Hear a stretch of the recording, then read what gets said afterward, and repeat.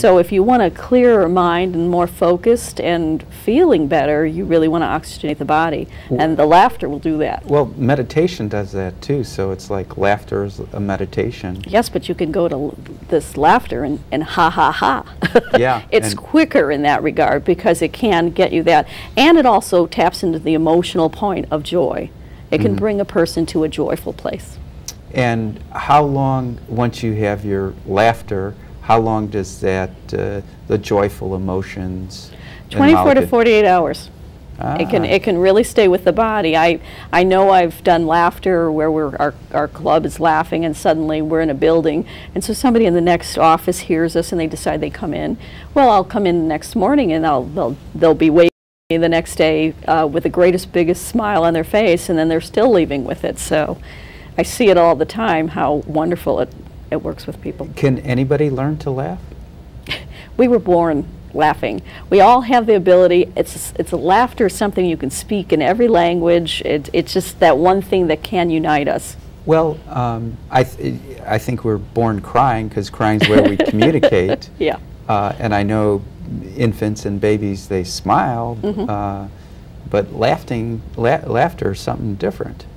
Well, generally kids naturally know how to laugh, and that comes after a short period of time. I think it's within the 6-week period that they start making their first sounds in laughing, and when that's, so everybody has an innate ability to learn how to do that. Yeah, it's like a language, like anybody can speak anybody else's any language in the world. You're probably talking about maybe the stress levels that a lot of people have, or think about the war-torn countries, or things that are, think of Haiti. And we've been having a joyful place for Haiti now because they were having a parade in Haiti. That's what we heard about. Their spirit is alive. And so if we can send people joy, isn't that a good thing to do? Let's see if I understand. The laughter group in Haiti had a parade? No. Oh. People in Haiti. People, they were just, I had heard on the news that they were having a parade. They said, we want to live and we want to celebrate our life. And that's what laughter's about, is helping people reconnect with that.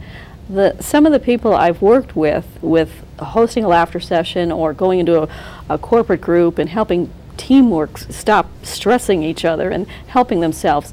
But sometimes I'll go into maybe a senior center and I'll work with them, and sometimes they say, I haven't laughed like that, and they can't even remember the last time they laughed. Sometimes they don't know their neighbors and they're laughing with them by the time we're done, because it becomes very authentic. It may start out with a little ha ha ha, but then when you get done, it feels good, it feels rich, and it feels very organically. Well, I can just tell you that little laughter we did at the beginning, even though I don't feel I did it good, I can still feel, I could feel the good molecules in my body. Now imagine if you had done that for 20 minutes.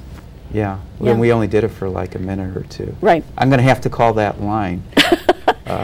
Well, I had this ex-girlfriend, she used to say to me, Jay, you're the least funniest person I ever met. And that always made me laugh. Good. Well, the whole because thing I can is, laugh at myself. Exactly. We don't have any jokes. We don't have any comedy. You don't even have to feel funny when you walk in the door to a laughter club.